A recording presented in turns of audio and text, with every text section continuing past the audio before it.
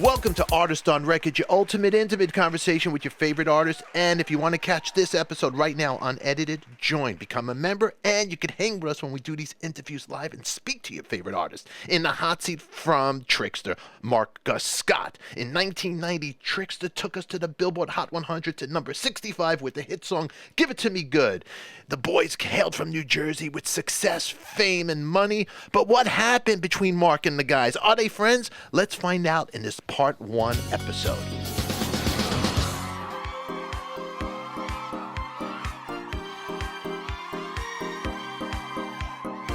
Wrap this interview. We're going to try to make this quick because Stefan, like an idiot, was talking for a good hour. And it was gold, baby. Stuff, and it's like, I don't know if I could recreate that. God, do you think the Beatles ever had a problem like this, huh? When they recorded like Abbey Road and George Martin didn't press the record button. All right. So we're talking about Trixter. Trixter was a huge band, big band. Came out at a time where it was an odd time. Music was changing. Grunge was coming in, but you still got the love from MTV. You got the chicks on the road. Come on, Mark, right? To sell the vodka, the gossip sells the vodka. The veterans, the troops, they all get a donation. Everybody's happy. It's a win-win. Don't you realize our gossip is going to help I'm very fortunate. I'm not complaining. I'm having a great time. Let me ask you, back in the day, Tricksters on MTV, you guys are the best. Look, Debbie wants to know. We went to church every day. Every day. Tag team. Was there ever I got circumcised twice, by the way. I'm just saying. Look, Debbie Mola has a question. Was there any Trickster tag teams back in the day? Tag teams? Yeah. Yeah. What do you mean? Two Trickster guys or two women on a Trickster? Two Trickster guys on a woman. More than one. The whole band on one. No, I don't think I can't admit to admitting anything like that. You can't. Was there maybe three girls on one Trickster guy? More than that. More than that on one. So you had more than one on you. Did I say it was me? Well, I said no such thing. Was it you? Fuck yeah. Wait a second. Yeah, you want a story? I mean, this is a real fucking story, and I'm not going to lie or embellish one either. Here it is. Story with anybody else? Any other podcast? I don't think so. I mean, I've told the story before. I don't know if it was on a podcast. This most likely might be an ADIKA exclusive. Okay, let's hear this. And this fucking really happened. Back in the day, I used to wear these pants called crazy wear.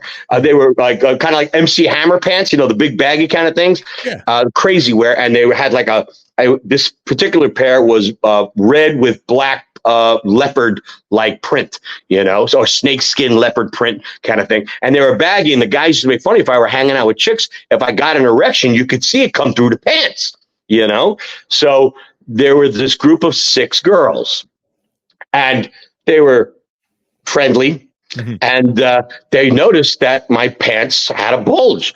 So they said, "Oh, what's going on here?" Oh, and I said, "Well, maybe we should go somewhere more private. Let's go on to the bus." So I got them all in the back room, and it was great. And they said, "I want those pants." And I said, "Well, if I take those pants, will you sign them for me?" I said, "Well, you're going to have to get them off." And they said, so what happened? They ended up lining up in a line, all 6 of them on a couch, and I laid across them on the couch. And then when the go sign went, the one girl just started ripping, and her mouth somehow came in contact with my pelvic region. The other girl, I had her head on my lap. She started kissing me this way. The one that was sitting by my chest just started ripping my shirt off. And the one girl down by my feet, she freaked out and ran out. So the 6 became 5. So it was 5 confirmed on one Trixter. Amazing. It was awesome. Do you ever keep in touch with them now these days? I forgot who they were. You forgot who they are, huh? I remember what they looked like. I remember the scene, but I honestly do not recall which state that was. This is great. It's 32 years later. Let me ask you, out of the band Trixter, who was the guy that all the chicks would flock to? Flock to, I'm going to say somewhere between PJ and Pete, probably were the most pop, you know what I mean? Everybody had their constituency, but here's a funny part. Like when one of the guys who was announced on stage, were Peter. Ladies and gentlemen, PJ Farley and bass, go to the end of the stage and go, you'd hear the big crowd. And ladies and gentlemen, Mr. Steve Brown. If someone said, ladies and gentlemen, Mr. Mark Scott, it was. So it was funny. If anybody had the guys flock to them.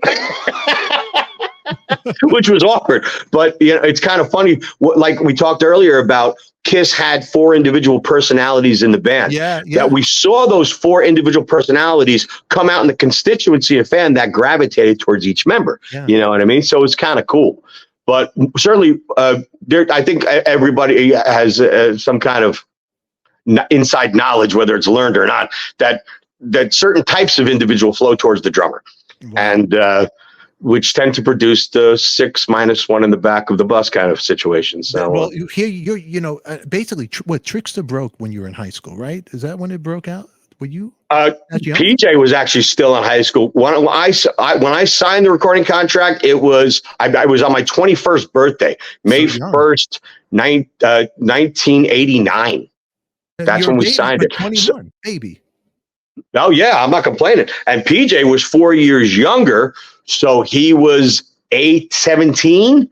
It was May. His birthday is in June, so June or July, June 8th, July. Anyway, it was before his 18th birthday, so he was still like a senior in high school. Yeah, that's crazy. That's crazy. I mean, here you guys are riding high. It's a great time, even though the music was changing. Grunge was coming in. When did things go sour with the band, or south with the band? What happened with the whole thing with Trixter? That was part 1 of my conversation with Marcus Scott from Trixter. But hold on, part 2 is going to pop up at the end of this. In the meantime, you can see all our interviews unedited and be a part of the interviews. Join us and become a members only right here on YouTube on Artist on Record, or join us on Patreon. Now, put your comments down below. Thank you for being here, and click on that box you see on your screen. Who loves you, baby? We do.